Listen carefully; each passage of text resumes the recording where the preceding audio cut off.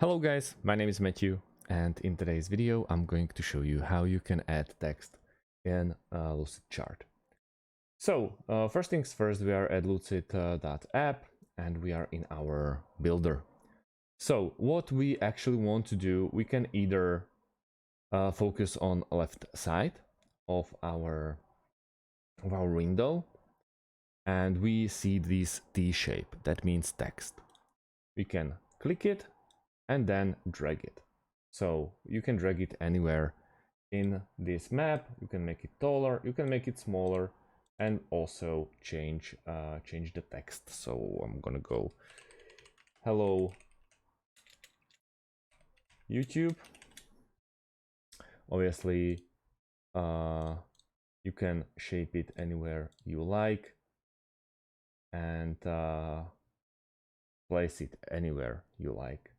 So then if you already have some columns or some bubbles around, easily we can change it and write down hello. Also, the bubbles can be longer, shorter. It's completely up to you.